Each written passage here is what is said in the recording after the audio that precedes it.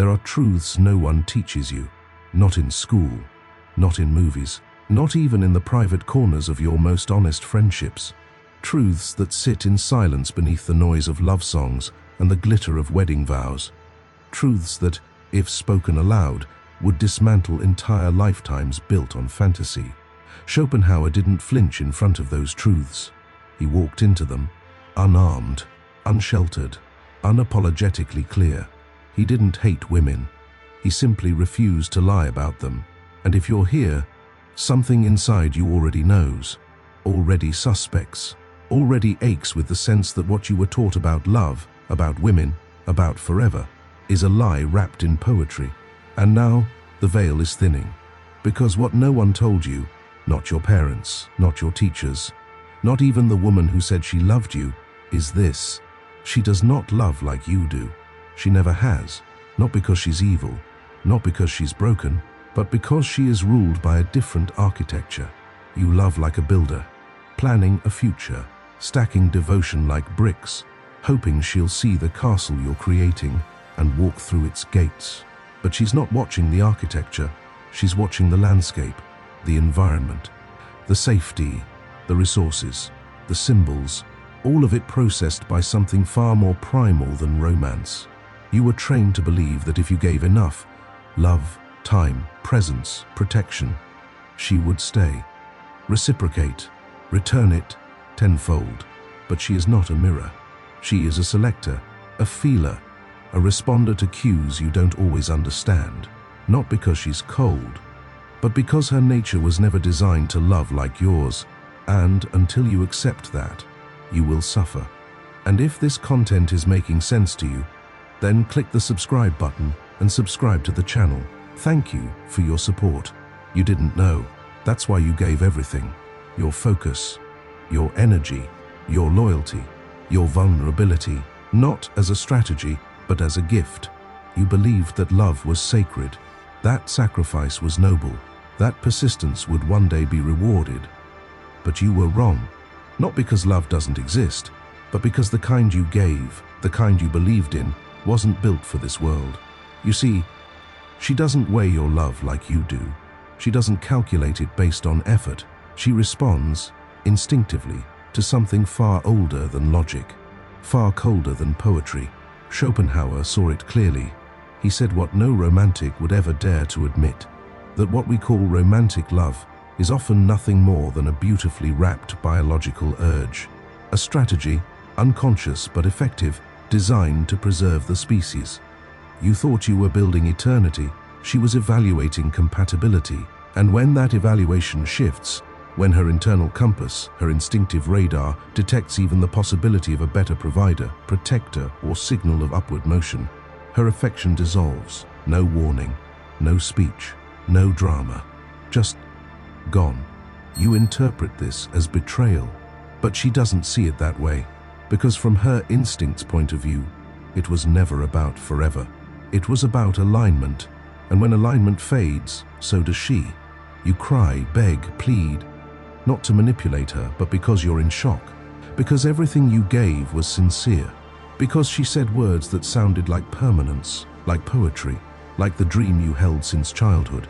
But she meant them in the moment, and when the moment changed, so did her heart. It's not evil, it's biology, and until you understand that, until you see it without flinching, you will keep bleeding into hands that were never meant to hold your soul. Schopenhauer didn't say this to destroy you, he said it to wake you, because until you stop expecting her to love like you do, until you stop believing that more effort equals more devotion, you will continue to collapse every time she walks away. You're not broken, you're just uninformed. And now, you're waking up. The collapse didn't begin when she left. It began the moment you realized she was never in the same story. You thought this was a sacred bond. She saw it as a completed cycle. You thought love was a forever contract. She saw it as a current evaluation. And that moment, when the fantasy falls apart, is not just heartbreak, it's identity death. Because she wasn't just your partner, she was the center of your emotional life, your peace, your future, your purpose. You built your meaning around her presence. So when she vanished, whether suddenly or slowly, she didn't just leave a void. She took you with her. But here's the deeper truth Schopenhauer wanted you to confront. She didn't destroy you. You destroyed yourself by building your life around a projection. You assumed she loved like you, that she processed emotions like you, that she interpreted loyalty like you. But she doesn't. Not because she's lesser, not because she's cruel, but because she's different. Her emotional system responds to survival, to status, to subtle signals of strength, confidence, and upward movement. You offered your soul, but her instinct was measuring your posture, not just how you made her feel, but what you represented, what you could provide, even energetically. And the moment that equation shifted, her attraction faded, not because she stopped caring, but because her nature told her to recalibrate. That's the brutal symmetry of biology. She moves on because she's wired to. You stay shattered because you were dreaming. And when you wake from a dream you didn't know you were in, everything feels like betrayal. But here's the gift in that pain. Now you see. Now you know that what you called unconditional love may have been one-sided. That while you were giving everything, she was evaluating quietly. That her love, if it ever was love, was governed by rules you never understood. And that gap between what you believed and what was real, that's where the real fracture lives. But that fracture is also your invitation, not to hate her, not to hate women, but to finally start loving yourself with the same intensity. This is where most men collapse beyond repair. Not because they were weak, not because they were wrong to love, but because they confused love with self-abandonment. You gave her your soul, thinking that would anchor her.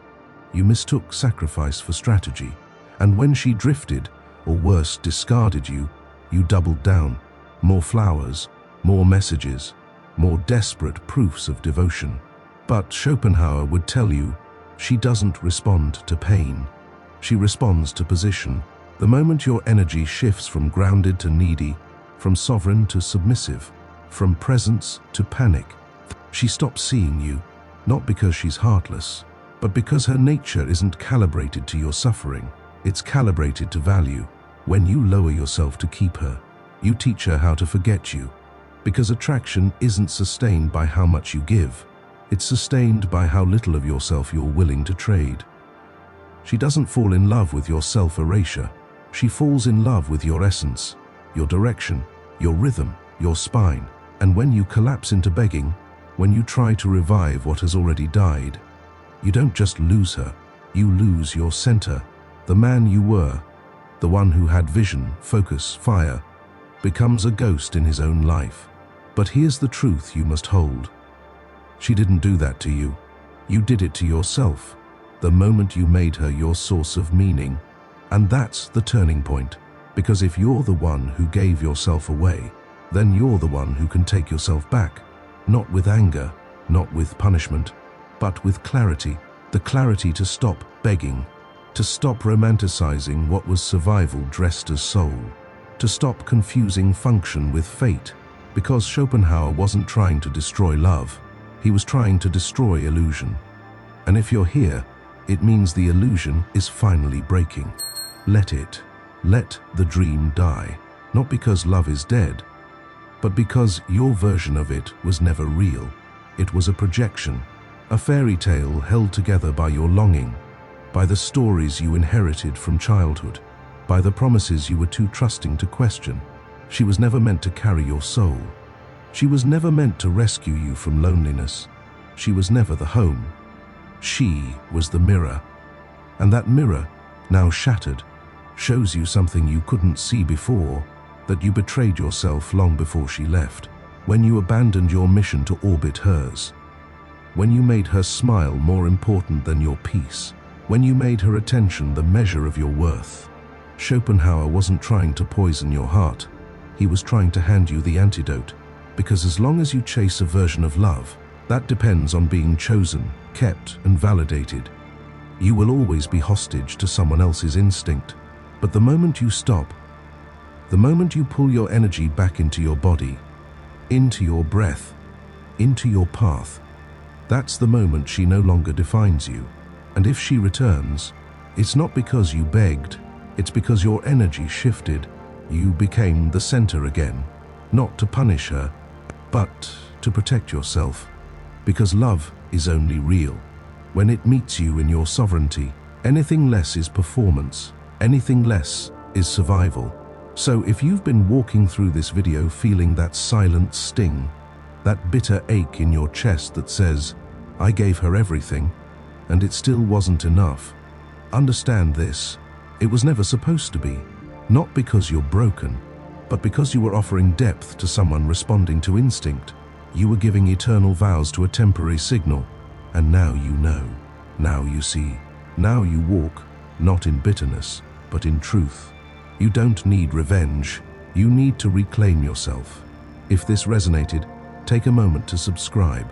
Drop a comment below, not for the algorithm, but to mark this chapter in your journey. If you made it this far, you're not just watching, you're remembering, returning, reclaiming your inner ground. This wasn't about hate, it was about clarity. And clarity is what finally sets you free. So trust that the video YouTube shows you next, the one appearing now, is not random. It's the next doorway, the next lesson, the next version of you. We'll see you in the next depth. Depthoria continues.